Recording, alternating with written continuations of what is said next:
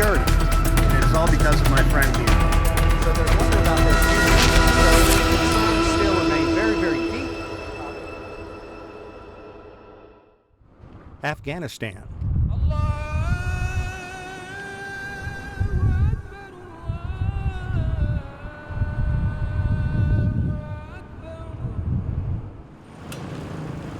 A tribal nation, a cultural mosaic, unified by its religion. A poor nation trying to find its footing in a modern world, while its government faces criticism from abroad. Much of the West may not like it, but the Taliban easily swept into power and controls the country. What did you think when you read all the international accounts that said the world is stunned that there was not massive bloodshed as the Taliban government came into power? We always knew that we had the support of the people of Afghanistan. Yes, societies have differences. We never claim that there's uniformity of ideas. So we understood people have differences, they have fears, they have concerns. The United States is gone, but its footprint is everywhere. Its guns, its uniforms, its armored vehicles left behind and now finding use in the hands of a former enemy. Giant blast walls outside what was the U.S. Embassy have been painted over with pro-Taliban slogans, this one boasting that the Taliban sent the superpower packing.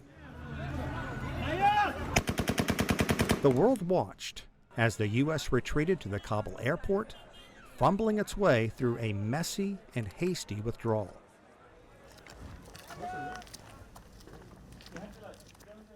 Today, it is a ghostly reminder of what was left behind, as legions of Afghans crammed into this narrow street, hoping to get on one of the last planes out.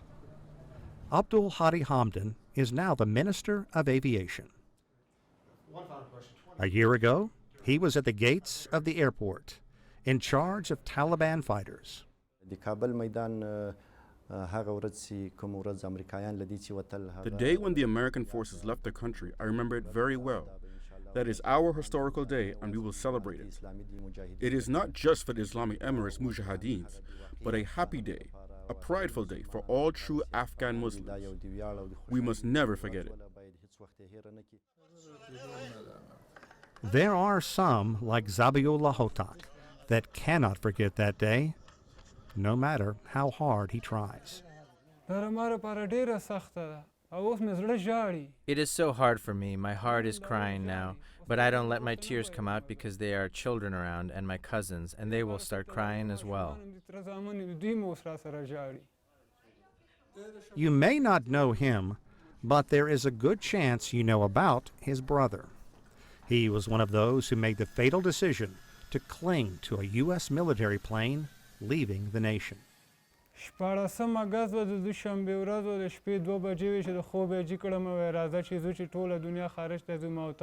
He was a good person. We knew he had a job, but he would not tell us what he was doing. He had documents and went toward the plane. Hotak says his brother was always secretive about his job and suspects his brother was working for the United States and feared what would happen as the Taliban seized control of the country. I got busy looking at my phone and lost him in the crowd. Just like that, he was close to the wing, and then the accident happened. The death certificate simply reads, falling from plane.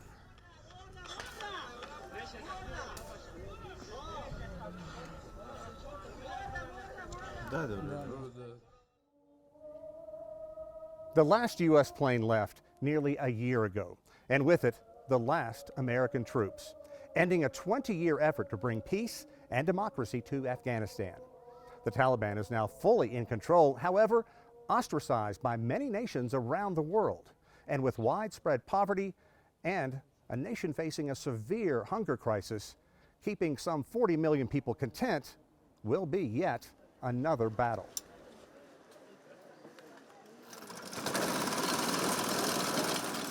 You can find Shah Hassan on the street from dawn until dusk, grinding sugarcane into pulp to squeeze out a popular refreshment here.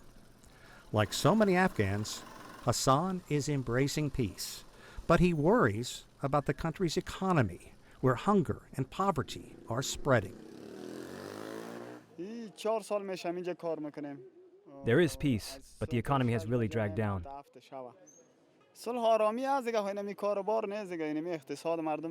Our work here has dropped by 50%.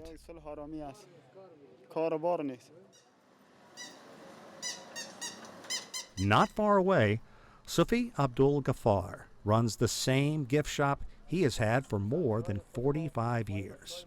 Ghaffar has seen it all and contends Afghans need three things in life: security, health, and work.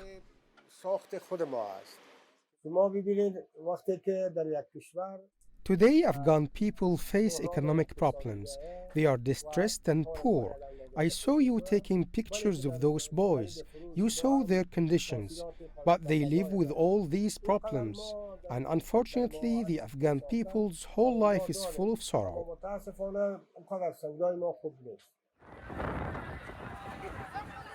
Afghanistan is a young nation. According to the UN, nearly 2/3 of its population is under 25. And sadly, poor children collecting trash or begging for a few Afghanis, the currency, is a daily sight.